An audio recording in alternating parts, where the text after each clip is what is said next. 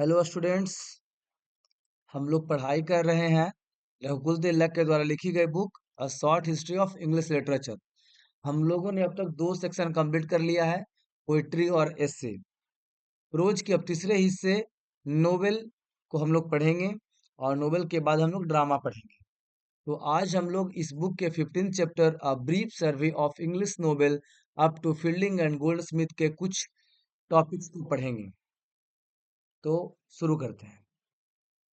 The medieval romance, ये पहला part है। तो men has always desired to read for entertainment and some kind of prose fiction has always been there to satisfy this craving. तो शुरुआत से ही जो है लोगों में पढ़ने का डिजायर था, पढ़ने की इच्छाएं थी और लोग खास करके एंटरटेनमेंट के लिए, मनोरंजन के लिए पढ़ा करते थे। और कुछ न कुछ तरह का प्रोज फिक्शन हमेशा से था जिसको पढ़कर लोग अपना टाइम को अच्छे से इंजॉय करते थे। In the middle ages there were romances और long fairy tales and tales of adventure and knight इरेंट्री।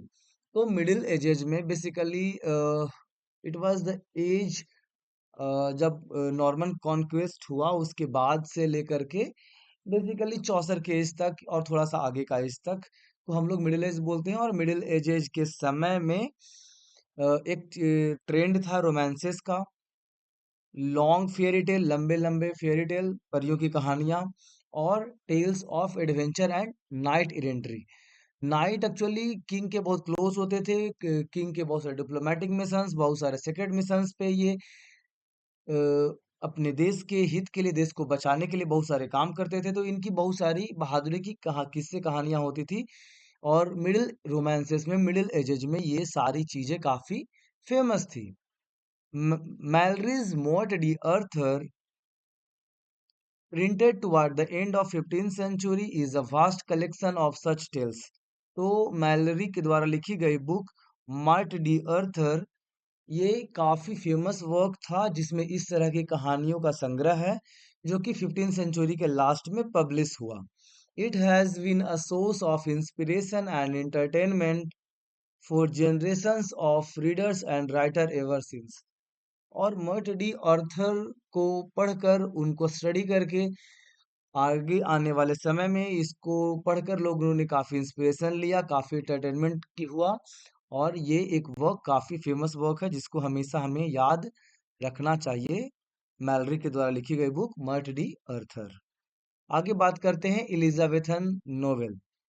About the middle of the 16th century, the place of long medieval romances was gradually taken by Italian prose tales or novella which appeared in English translation in large numbers. तो जैसा हम जानते हैं, England में Renaissance आया था Elizabethan में 16th century में। और इससे पहले रोम जो रेनेसा था वो इटली में था। जैसा कि हमने देखा है कि जब चौसर डिप्लोमेटिक मिशंस पे इटली में, फ्रांस में और बहुत सारी जगह पे जाते हैं तो वहाँ के लिटरेचर को पढ़ के काफी इंस्पायर होते हैं। तो उसी तरह से 16th सेंचुरी में मिडाइवल रोमांस का जगह अब थोड़ा फेड होने लगा था और उसके जगह पे इटालियन प्रोज टेल्स आ गया था। नोवेला, नोवेल का जो छोटा फॉर्म है वो नोवेला है। मतलब नोवेला जो होगा वो एक नोवेल से छोटा और स्टोरी से बड़ा होगा।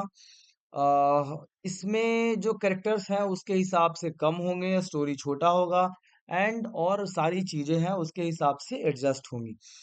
तो 16th सेंचुरी के मिडिल में मिडाइवल रोमांसेस अपना जगह खोने लगा था। इसके जगह पे इटालियन प्रोज टेल्स आ गए थे, नोवेला ने उसका जगह ले लिया था। और हम देखते हैं कि ये सारे फॉर्म इंग्लिश ट्रांसलेशंस के रूप में आते थे। इटालियन वर्क्स का इंग्लिश में ट्रांसलेशन होने लगा था। These novellas exercised considerable influence on pamphlets such as Thomas Nash, Jack Wilton, or The Unfortunate Travelers, as well as on such great Elizabethan work as John Lilly's Euphues, Philip Sidney, Arcadia। तो हम देखते हैं कि ये novella जो आया उसका influence आने वाले इम्पोर्टेंट वर्क्स में हुआ, जैसे थॉमस नैश के द्वारा लिखी गई बुक जैक बिल्टन और अनफॉर्चुनेट ट्रैवलर दोनों एक ही बुक है। इन दोनों बुक को हम दोनों ही नाम से जानते हैं। तो टॉमस नैश के द्वारा लिखी गई बुक जैक विल्टन और द अनफॉर्चुनेट ट्रैवलर्स, या फिर जॉन लिली की बुक यूफ्यूज, फिलिप आर्केडिया का वर्क आर्केडिया, ये सारे इन तरह के नोवेला से प्रभावित थे, इन सारे स्टोरी से प्रभावित थे, इस तरह की राइटिंग से अफेक्टेड थे। तो हम देखते हैं कि इस तरह से एक prose kind of style was getting into used. तो प्रोज का एक दौर अब आने वाला था। These works are the precursors of modern novel in more way than one. तो बहुत सारे तरह से हम देखते हैं कि ये जो वर्क्स लिखे गए, ये सारे वर्क्स के जो थे वो एक स्टार्टिंग फिगर्स थे, स्टार्टिंग स्टेप्स थे मॉडर्न नोवेल को डेवलपमेंट होने में। ये सारे स्टार्टिंग स्टेप्स थे। अब बात करते हैं novel in the 17th century. तो 17th सेंचुरी में हीरोइक रोमांस का दौर आया था। तो हीरोइक रोमांस एक खास तरह का वर्क्स था जिसमें हीरोइक स्टाइल वगैरह का यूज किया जाता था, हीरोइक कपलेट्स का यूज किया जाता था, और उसके जरिए हम अपने प्रोज फिक्शन, अपने आइडियाज को रिप्रेजेंट करते थे। तो another kind of prose fiction referred to the heroic romances flourished all around the 17th century, but more especially after the restoration। तो restoration के बाद खास करके हीरोइक रोमांसेस शुरू हुआ, और जब चार्ल्स सेकंड फिर से अपने पावर में आ गए तब वो रेस्टोरेशन हुआ था। तो रेस्टोरेशन के आने के बाद हीरोइक रोमांसेस का चलन शुरू हुआ, और हम देखते हैं कि एक पूरी तरह से प्रोज फिक्शन के तौर पे हीरोइक रोमांसेस अब आ चुका है। अब नोवेल जो है एक नया स्टेप में आने वाला है, एक नया फॉर्म में आने वाला है, और नोवेल का डेवलपमेंट होने वाला है। There has no place in history of English novel except that their popularity testified to the craving for prose fiction। तो समय के साथ प्रोज फिक्शंस को लेकर के लोगों में दिलचस्पी बढ़ी, और इसी का रिजल्ट था कि हीरोइक रोमांसेस जैसे चीजें फ्लरिश हुई। Mention may only be made of Mrs Aphra Behn's ओरोनोकू और द रॉयल स्लेव।